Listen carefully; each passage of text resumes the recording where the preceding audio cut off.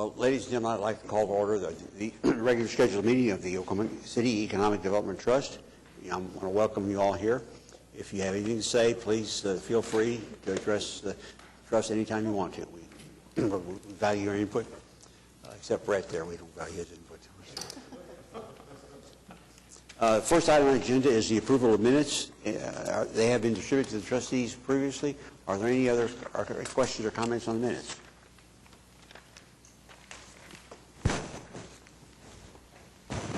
Move approval. A motion made and second to approve the minutes. Any further discussion? Please cast your votes. And the minutes are approved. Thank you very much. Excuse me for a moment. Mr. Chair, I actually would like to have something to interrupt your flow of communication here. That's easy to do, yes. Okay, I would actually like to have a resolution, if I may. You skipped right over it, didn't you? Yes, intentionally. Okay, intentionally. With malice aforethought, did you? That was okay, well, that, intentionally he was trying to do that, but this is a resolution, and that resolution is very important because that is thanking and commending Pat Ryan for his dedicated service to the Oklahoma City Economic Development Trust.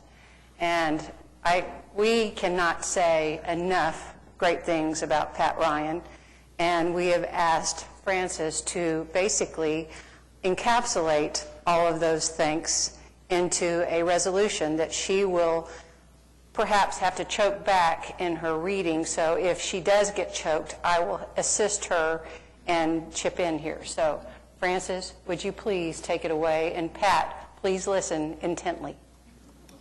Whereas Pat J. Ryan has served as chairman of the Oklahoma City Economic Development Trust since its inception in 2007, and whereas during his tenure as chairman, Pat has worked with various trustees, business community leaders, and city staff to further economic development initiatives in Oklahoma City. Whereas Pat's diligence in presiding over the Oklahoma City Economic Development Trust matters was evidenced through his careful consideration. Whereas Pat served as chairman during the creation of Increment District Number 8, which facilitated the Devon World Headquarters project and the subsequent downtown improvements known as Project 180. Whereas also under Pat's service as chairman, the Strategic Investment Program was created, and his leadership had a great influence on the way the program is structured, which has resulted in 5,800 new jobs that have been created within the Oklahoma City metro area. Whereas Pat has been supportive of economic development initiatives for Oklahoma City and has furthered these initiatives through his leadership and support in the development of the outlet shops of Oklahoma City, Von Maur, and Cabela's in order to expand the city's sales tax base. Whereas Pat has provided much inside education and mentoring to city staff as the chairman of the Oklahoma City Economic Development Trust that will be carried on in the future. Now therefore be it resolved by the Oklahoma City Economic Development Trust that they do hereby thank and commend Patrick Ryan for his many years of dedicated service to the Oklahoma City Economic Development Trust and wish him the very best. Frances, thank you very much. I appreciate it, and appreciate your kind words as well.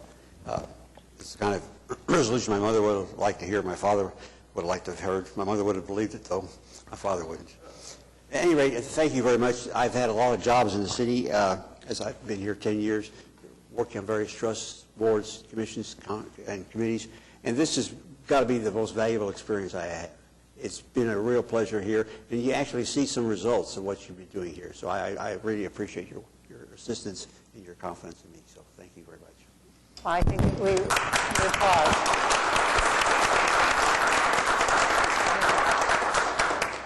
I would entertain a motion to accept this resolution.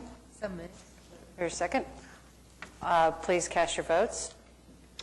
Motion carries unanimously. Thank you very much. And Frances, what a fine job you did. And you, except for Cabela's pronunciation, you did an excellent job. And Pat, thank you so, so much. Thank you. We will miss you greatly, but you will never be missing from our hearts. Oh, gosh, you say something. Next month they'll say, who was that little fat, bald-headed guy who's sitting? I know, I've been here before. Thank you. Next item on the agenda, real item, is of course, we've approved the minutes so far, and we have to ratify some claims. encountered by our group this last month. Are there any questions on the claims? There's a lot of them and a fair amount of money, but they're mostly TIF expenses. And we've got some in there for our own stuff, banking service fees. Brett, you want to say anything about that? No, sir. Just really monthly, the bank does provide charges of certain service fees, and the Treasury Department tries to allocate that out to all funds as a representative of their pro rata share of the actual funds that we have on hand, and that's essentially what that is. Are there any other questions or comments on the claims? Just a couple that we might want to point out is that the payment for the Carnegie Center project, that's a TIF-funded project. That project's completed, so they received their allocation of TIF funds upon the completion of that project. I think there's a couple of payments to the OCU Law School for the infrastructure improvements around that project as well. If you all haven't seen that project, it's really an impressive deal. They've taken an old library building, and with the assistance of the Parks Department and the federal government, they have really put together a great building. It's very, very nice. Apartments, living spaces, some parking in the building, and some hopefully future retail. Yes, Kathy, you did a good job on that one, too. Any other comments, questions on the claims? Chair will entertain a motion to approve these claims. Second. All those in favor say aye, or please cast your votes. And the votes are unanimous. Thank you very much. Now we have some items for individual consideration. Item A, ratifying and approving addenda numbers 1 and 2, awarding contract to Wind Construction Company, project MP0447, City Hall Lawns renovation project, basic bid in the amount of $1,839,810.75, all signing Burgess Engineering and Testing as the testing laboratory, and approved the control contract and bonds for consideration. The TIF project. Are there questions or comments on this?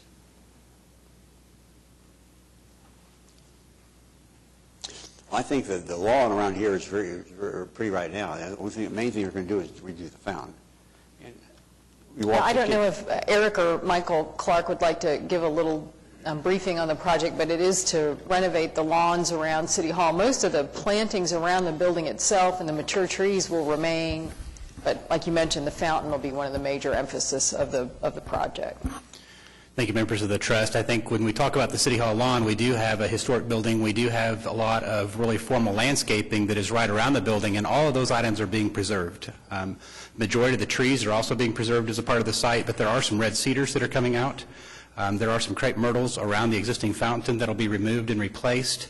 But there's some additional landscaping that will be added to the City Hall lawn to complement what you've already seen at Bicentennial Park. So much of the same architecture, the landscape architecture that you see at the Civic Center, is being translated across to City Hall. So the other portions of the project will include ADA accessibility improvements to the sidewalks, but the sidewalks will be modernized, and they'll actually have some granite stone, some black granite stone that will mimic some of the features of the Bicentennial. And then, as the chairman mentioned, probably one of the more significant pieces of the project is the complete renovation of the historic fountain on the east side of the lawn. And there's capstone that's historic. There's a head wall that's at the end of the fountain. Those are going to be preserved, but then the fountain's going to be completely modernized. It has had a service history, but it'll have all new equipment, lighting, and some other fountain features. So with that, the project is expected to begin very soon and be completed by the end of the year. Are there questions of Eric or Donovan? Will the fountain still be available for the kids who go to the museum to put their feet in during their break? Sure. Yes. The important thing is cold water. we want to make sure there's enough boys chasing the girls so that everybody's happy. This fountain will be a little bit different than the one at Bicentennial, is that it's not a water stage. It has a wall that is all the way around it. I mean, I wouldn't advise those to get into the fountain at City Hall lawn, but it is going to be difficult to maybe keep them out. You've seen those little kids out there. They have a great time. Well, thank you very much, Eric. Welcome. We appreciate your comments. Chair would entertain a motion to approve and send this on to the council. So move. Motion made and seconded. Are there any further discussion? Cast your votes. And the item is approved. Item B, Joint Economic Development Agreement with the City of Oklahoma City and the Civic Center Flats, LLC, to provide assistance in development. And this is an apartment complex, I recall. Kathy, you want to say something about it? Actually, this is it's a for-sale residential project. So one of the first ones like this we've done in a while. It's on a piece of property that's owned by the Urban Renewal Authority just north of the Civic Center Music Hall. And they plan to build 34 for-sale flats. And this is, they requested $350,000 in TIF, and that was approved by the TIF Review Committee. And this agreement, like all of our other economic development agreements, spells out how and when they'll receive that money. And it's after the project's completed and once they demonstrate that they've created the value to support the TIF allocation. Are there any questions? This would be an important project in terms of how it fits in with the work that's been done around the City Hall and the parking garage and Harvey Alley. So. What's their time frame? We believe they are going to start construction this summer. They have an agreement with the Urban Renewal Authority as well, and in that agreement they have to begin by August. So we're hoping that it's sooner than that, but their bank is requiring that they have contracts on at least half of the units before they get started, and I think they're well on their way to being there. So I don't think it'll be a problem. Are there any additional questions? Chair would entertain a motion to approve. The motion made and approved. Please cast your votes. And the item is passed. Thank you very much. Item C, resolution adopting the debt management policy established by the City of Oklahoma City and its refunded TIF and gold bonds. Brett, do you want to say something about this? Actually, Kenny Sudel, the Assistant Finance Director, is going to give you a brief presentation. Kenny, I didn't see you sitting on there. I'm sorry. Good afternoon, Kenny Sudel, Assistant Finance Director. Just a couple of quick notes. This is the new debt policy that the City Council adopted on February 3rd. And just a couple things, really. The reason that we're looking at doing this is it's memorializing some of the long-time practices and policies that have sort of been informal that we've done for a long time. This contributes to our strong financial management. It's something the rating agencies look at favorably if you have a formalized debt policy. And it's just the right thing to do, hopefully to ensure that these practices carry on with future staff and to provide guidance, et cetera. Just very quickly, there's a lot of things in there because this is a comprehensive policy that covers a lot of the different types of debt that the city and all of its related trusts may enter into. But as far as the things that really apply to the Economic Development Trust, it's going to talk about things like debt limits, the structuring of your debt. You know, don't take something that's only going to last 10 years and, you know, finance it over 30, things like that. You know, avoid balloon structures if possible, et cetera. And probably one of the areas that this talks about is short-term debt and variable rate debt, which are instruments that we use in the Oklahoma City Economic Development Trust. And again, this just talks about us having a plan to deal with interest rate risk, exit strategy, a plan to pay off that debt eventually. Things we've done for years and years and years. I've worked with Brent on and other staff, but again, it's just formalizing it. And finally, there's also a section there that talks about post-issuance compliance, and I just want to kind of mention that. It's a hot topic out there in sort of the regulatory areas. There's a lot of regulatory requirements to keep up with, whether that be the IRS, if your bonds are tax exempt. If you have a public bond issue, this could be things that deal with the Security and Exchange Commission disclosure rules and the various other requirements of your resolutions, your bond indentures, et cetera. So just kind of a high-level overview of what's in there, and I'd be happy to answer any questions. Other questions? Kenny, I have a quick question. This doesn't really pertain to this issue particularly. Have you heard any comments about the IRS program to do away with municipal bond interest? Yeah, this has kind of been a recurring theme over the last few years. There's been various senators or representatives who have maybe pushed the thought of eliminating or reducing the tax exemption. Certainly these are things that lots of our industry associations, whether it be the Government Finance Officers Association, the National League of Cities, Conference of Mayors, all of our associations were involved with, kind of talked to us about that. And it's something that we don't have a lot of control over, but we certainly all get involved in lobbying to maintain that tax exemption, as we believe it would lead to increased costs for the city, its trusts, and its citizens. So it's something we continue to monitor. This kind of comes up quite frequently here over the last 5 or 6 years, and we kind of can expect that it continue to come up, but it's just something we all have to keep our eyes on and continue our efforts to protect that for our citizens and ourselves. Have you made any estimate of the impact on Oklahoma City of that? It's hard to quantify the exact amount, but some of the estimates we've kind of used would be potentially, if they eliminated it completely, it could add as much as 2% or 200 basis points to a lot of our debt, which, really you just have to take the amount of debt that you have and multiply that to get a dollar amount. But that's a fairly significant thing. That'd be, for example, the city's GO bonds that have sold recently for somewhere around 3%. We think if they had no tax exemption, they might sell for somewhere around 5%. So it'd be a pretty big impact. And that just grows as the city grows and our bond sizes get larger and larger. Some of the legislation that could potentially limit the tax exemption as opposed to eliminating it obviously would have a lesser impact, but we think it could raise our rates 3/4 of a point, somewhere in that range. But those are kind of the numbers we've used when talking to that with our different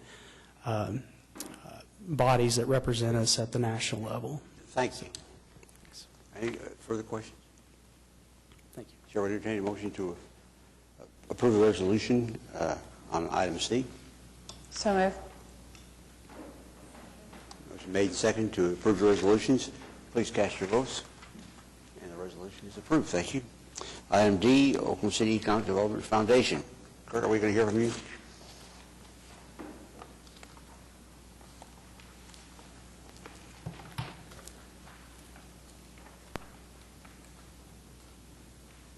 This is just a hard copy of something you received in your packet. I just thought it would be to refer to it during our comments. But good afternoon. On behalf of the Chamber and the Economic Development Foundation, I just wanted you to have a hard copy so you could see it, because I know it comes electronically, so it might be easier to see it hard copy. But we appreciate the opportunity to give you our quarterly update, and it's hard to believe that it's already almost the end of February, and if you think back to Q2, there was a lot of very good news during Q2. We're on track on every number. Our activity is really strong. There's a lot of people interested. We've had a number of international delegations come visit the area, whether they were from Spain and aviation companies to folks from the UK. We've had a number of folks come experience Oklahoma City, and that's continued into this quarter as well. I had to write, when I wrote this, that we were getting close to closing on the BNSF rail yard. I couldn't tell you that in the report because it was coming out at that time, but in fact we had already, we hadn't closed, but we had agreed to the deal. So it's nice to sort of take a deep breath now and think back even just a few weeks that we're already on to the next step with that. Kathy has a lot more work on another burner, but at least we're past the buying and getting that piece done, and that's quite a testament to the city, the trust, the city, and the county, and all the leaders in our community who made that come together. So we should all take a deep breath and with satisfaction. We also are proud that we launched the OKC retail website, which is already getting very good traction. The piece that I gave out is what we call our downtown snapshot. We've sort of compiled a variety of data that relates to sort of the central business core, if you will. We get asked about that a lot. It's not the only area of the city that gets a lot of attention, but we get asked a lot. So our team compiled a variety of sources of data about downtown and put it into something real simple that can be given out at meetings. I've gone to Rotary clubs and given that out and stuff like that. But it's just a nice piece, and we're already updating it. There's a lot of downtowns you could do this piece, and in the next 2 years, nothing would change. The good news is ours is continuing to change on a regular basis. So whether it's the skyline or residents coming to the area, there's lots of good stuff going on.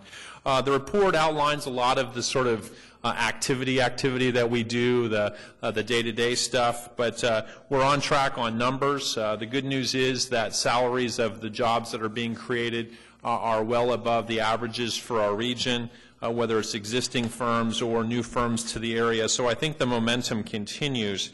If I had to offer sort of a note, sort of a footnote to it, is while we started to hear some things at the end of the year about softening of energy prices, companies were being very measured, and we've reached out very aggressively to our existing businesses in the last few weeks, and people are being pretty measured about not overreacting to the national media stories that we hear. I'm a little concerned that there are people out there thinking that sort of our ride is over. The reality is there's a lot of great things going on. In fact, this morning I was with the Vice Mayor at a groundbreaking on a snowy, wet day. We did a shovel ceremony in southeastern Oklahoma City for a new small distribution center to serve retail customers. So I think while there are people laying off in the region, I think people are being very measured about it. They've worked so hard to get talented people on their staffs that I don't think they're going to let them go easily unless they really have to. And we all realize that that's real families, not statistics in our community. But I feel like as long as things come back fairly quickly, our economy is going to continue to hum pretty strongly. But the activity in terms of interest in the market remains strong. Our team is, in fact, traveling in a number of parts of the country right now, out telling the story and getting interest to continue. So I would encourage you that the story of second quarter, I think, will continue to be positive in the third quarter. Maybe a little slower, but will continue to be positive, and I don't see any reason for us to worry at this stage. If there's any questions I can answer, that might be more meaningful at this point. You may have some things that are on your mind that we could talk about at this point. Larry? It's just a couple of things that I'd like your comments on. If you don't want to share these, that's also Sure, fine. sure. Out in southwest Oklahoma City, Ward 3 and Ward 1 have encountered its own economic ups and downs over the past several years. We have a number of very key sites out there, the Lucent site, the Dayton Tire site, the Corning site, and then one that is in operation and moving, the Terex site. Right. Would you have any comments on those four about how, from the Chamber's perspective, we can look in the future for activity or increased activity out of those four sites? Absolutely. Those are great questions. And sometimes we sort of think when something's happened that that's sort of done and the next chapter's not going to ever appear for those. The good news, particularly on those four that you mentioned, I mean, Terex, as you know, we've had a very good story over the last year and a half with the folks at Terex, and Genie is one of the products they make. They have reinvigorated that site and are growing. That's not always a straightforward path, but all the stuff we hear from them is continuing to be very positive. That site will be a key site for them to develop and manufacture, so that's a very good sign. Dayton Tire site is one of the sites that we frequently talk about with prospects from around the country. The team that owns that, company called Big Industrial, is very aggressive and active. We often, when we're sitting down with the Alliance and others, that's a site that comes up frequently. They're looking to continue to invest in that site. It's one of our best sites in terms of size and scope, where a large prospect could look. So we feel like that's going to bear fruit in the coming years. But that's a site that's frequently discussed with prospects, and the team that's in place is very aggressive. So I think that's very good. Mr. Zerbe and the Lucent site is a very unusual piece of property. There's some neat retail going on around it. There's been some development of part of that site. I think it's continuing to be a diamond in the rough, and we talk with the team there regularly, and the right prospect it'll be the perfect situation for. So it's certainly on the radar screen. So that's the third, and you mentioned, the Corning site, which that's the skeleton that people see that's been there for many years off of Sarah Road and all. And that was the finalist site, as you recall, for the Macy's project. That skeleton would have come down on that project if that site had been picked as the final site. But in fact, I think you'll see some significant activity there in the coming year. That's another very prime site for a variety of prospects. And again, we're fortunate that the folks who are in control of that site are aggressive and motivated and willing to work with the community. Sometimes you have owners that are absentee or they don't care. And all those sites you mentioned are all in hands of someone who cares about the community and is very active in seeing it turned into something else. So I think there's a good team effort on all four of those properties you mentioned. Any other questions? We just would like to end our comments by commending the chairman for his service to both the city and the trust. And we hope this won't be the last thing that you do. We know you'll probably be asked to do something else with another group that you haven't even been asked to do yet. I don't know what those will be, but I'm sure other folks will want your energy and effort and knowledge. And we commend you for your service and thank you for your support. I want to tell you how much I appreciate your service in delivering the BNS property. It was a real coup for us, OGD. The property was a prime location, and it allowed Boeing to make some really definite commitments, I think, to continue to grow their operation down here. So thank you very much for that. Thank you. I've done this work for 23 years, and I can't think of an example where a community came together that way of anywhere I've worked. So the community needs to be commended for stepping up. Thank you. Thank you. Okay, next we have on our agenda is the Myriad Gardens Foundation report. All the plants died between now and this morning.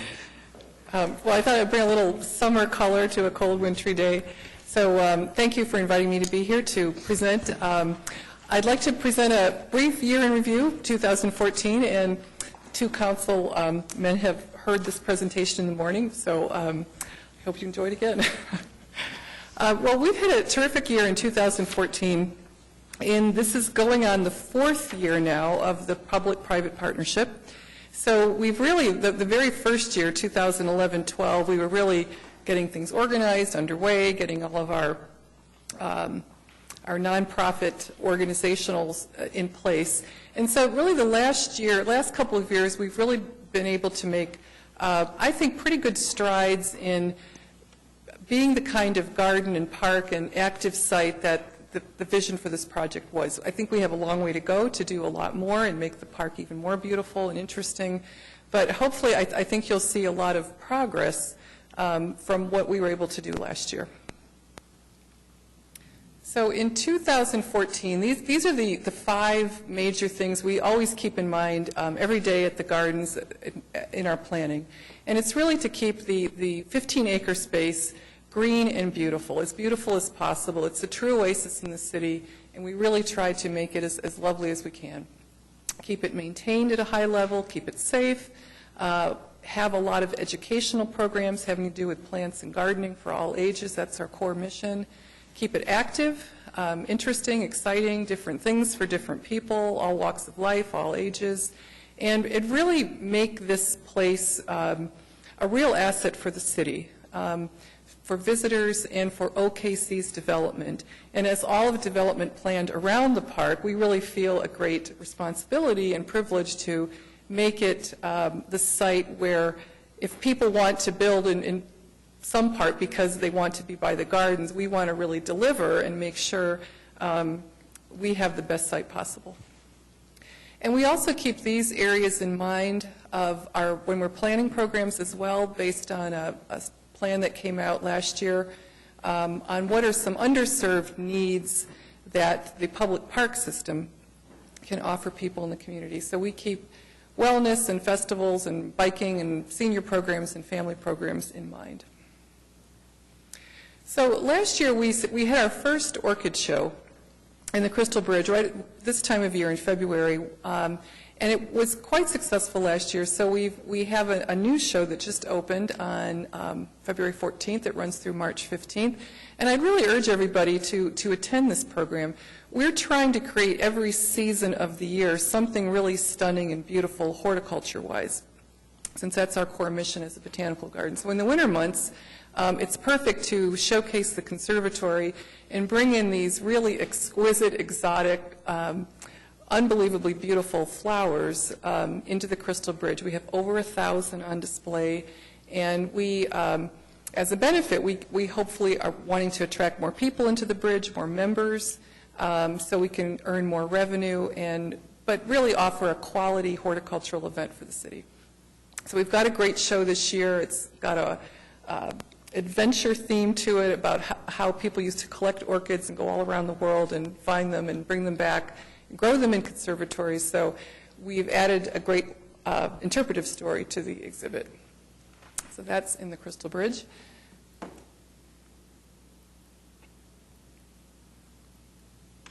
And in a couple of weeks, we'll be having our annual gardening school. This has become the marquee educational program in the city on horticultural topics. We hold it in the Devon Auditorium. We usually have over 200 people. We've got a great program this year concentrating on the not too big gardens. So if you have a smaller backyard or a smaller area within a large area you'd like to develop, or if you're downsizing, this will be a great event. So that's part of what we do, is offer year-round educational programs for all ages.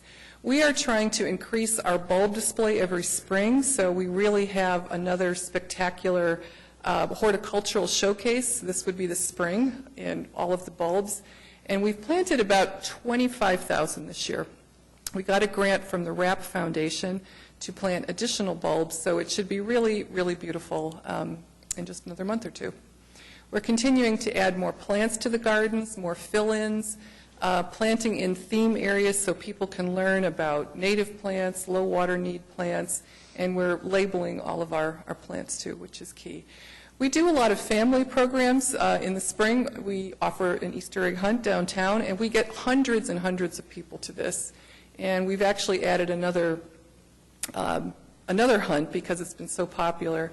And I think it goes back to that study that showed that families, the city is looking for more festivals and family events, so we're trying to offer those, and it's great to see the interest in that. We're making investments in the gardens. Some of these are with city partnership funds, which is terrific. We replanted, we resodded the Great Lawn last year. It gets a tremendous amount of use. So we're making improvements throughout the gardens. This is one example to keep the gardens looking first rate. We're developing walking tours of the plants. We get a lot of visitors and people who live in Oklahoma, and they want to know what grows, what would do well. So we'll be rolling this out later in the summer, walking tours throughout the garden so they can learn about native plants, plants with low water needs. Those are the big hot topics, and so we're trying to deliver on that. Also, I wanted to thank this group because you help fund part of the gardens. Right now, we're at a 50-50 partnership with the city, so our annual budget is just a little bit under $4 million. Through the management fee, which we get through the city and this committee, it funds about half of that. And most of a large part of our budget is our staffing, and we've invested in some really terrific people. This is our horticulture staff, and they work so hard, they're so creative to do all the gardening work indoors and out that make the myriads really special. So we thank you for your support. It allows us to have those great people and others on our team. In the spring, we've been offering a spring festival, which is really popular. This brings in a lot of new members to us, a lot of revenue. And we've been trying to have a literary theme to it to encourage book reading, encourage a love of gardens and plants. So we had the Secret Garden last year. We had thousands of people visit. It was quite well done. We work with community partners to execute at a really high level, so it's very creative and unique. And people have really enjoyed it. And we'll be offering Charlotte's Web this year. We'll be bringing that to life.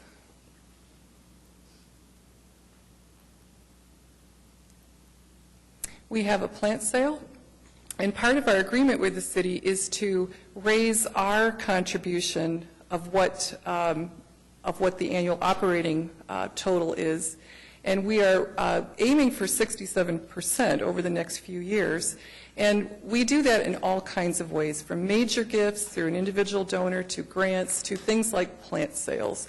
So that's why you see a lot of activity at the gardens, not only because we want to be active, we want to be a place where there's fun things going on, but we do a lot of these to earn revenue as well. We try to make the children's garden really fun. That always has visitors year-round. There's people in there. So we put on special theme exhibits and fun plantings to attract kids and families and make it a little different most of the times they come and visit. We do a lot of programs for kids, which the city may not know about.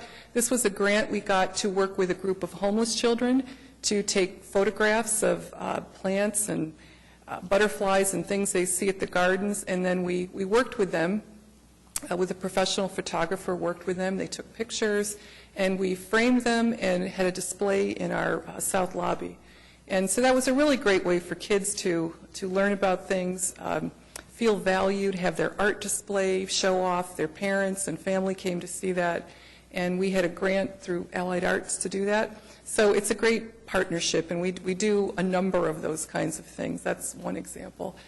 This is our education director, Ann Fleener, working with kids. We've seen a big jump in the number of kids, school groups coming and youth programs since Ann has arrived, and we hope to continue growing that too. We do special event educational programs. This is a popular one called Bug Out. We release ladybugs and learn all about different insects. We have a lot of adult education classes throughout the year, and we do everything from seed starting to making hypertufa troughs and lectures and a range of programs for adults as well. In our fundraising, we are constantly finding ways to raise money to support the gardens. This is a gala benefit that we did last year. We have a lot of wellness programs. Our yoga programs are very popular, and so we offer them. Groups come in and use the gardens, and it's really exciting to see people coming and use the gardens like that. Biking programs, we've been having a full moon ride. We're going to be adding a running component to this summer. Concert, we put on concerts as well as the Arts Council uses our site for their popular Twilight concerts on Sunday, but we're also producing some of our own. Movie nights have been extremely popular over the last few years. We'll be continuing those. Things that will attract a wide range of people. We're always looking for good ideas for those types of things. Shakespeare in the Park has their summer headquarters at the gardens. We added some art this year. We had a special sculpture in our children's garden, a sculpture down by the lake, a local artist. Our fall festival is extremely popular. We had about 16,000 people, 500 new members joined. We have artists work with us. We do really beautiful exhibits with this event. The ice skating rink just ended a few weeks ago. We had a terrific season. We had a little over 30,000 skaters this year, so that's been terrific. We had a much better winter than last year, so we had about, another 4,000. And this is another income stream for the gardens as well. And the holiday season, we've been adding more decor every year. We had a number of corporate sponsors this year, which allowed us to do some more major decor items like this wreath on the Crystal Bridge. The winter shops were back with more vendors. It was extremely popular. We hope to grow that, working with Prodigal, the sponsor of that. The carousel was very popular. We had 11,000 kids ride it. We hope to bring that back. Lots of activities on the weekend, crafts and entertainment and all kinds of things. So throughout last year, when we added up all the things that the gardens did, not other groups or not rental events, we served about almost 69,000 people. And we only have about 3 people on our staff right now who are devoted to programming. So I think you can see the return on the investment is pretty strong for all the things that they do. We're also attracting people. It's not part of our numbers served, but it's an income area with rentals, so we have a lot of people use the grounds for rentals. We are trying to find ways to be creative and add new types of rentals, and it's interesting how many people get engaged at the gardens.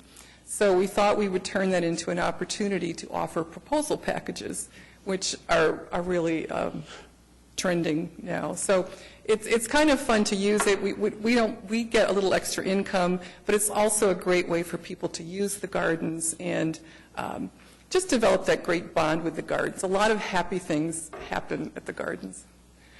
We are expanding the public rentals that we do. So we have Race for the Cure, we have the AIDS Walk, we have the Susan J. Komen race that starts at the gardens, and we'd like to expand that. So I always tell groups that if you have an event and you'd like to hold it at the gardens, we are happy to talk to people. It helps the gardens, and it usually helps the group by having the gardens as the headquarters for their event. Our park house and ice house are great also income streams for us. We have a lot of, we do a lot of fundraising work too to support the gardens and keep increasing our percentage of our operating budget share. So we've just been working hard to get individual donors, foundation support, corporate support. Our membership is growing. We have about 1,000 people, 1,000 more members now than a year ago to date, and our foundation and corporate support is growing. So this is just a list of the foundations that we've received grants from over the last couple of years, and our list of all the companies of all sizes in the city that have given us a gift, they have sponsored an event, or have given us in-kind support of some kind. So we're delighted that we have such support and enthusiasm for the gardens, and we just want to continue to improve it, make it more active, and a real asset for downtown's continuing development. Thank you. Are there any questions? Comment. I had a person who lives in one of the apartments downtown. He said, "That's like my backyard. Only somebody else has to cut the grass." It's really been a success. You all got to feel good about that. Well, thank you. Okay, thank you. Okay. Next item, General Manager reports. Do you have any comments or? There's just a couple of highlights I wanted to point out to you today.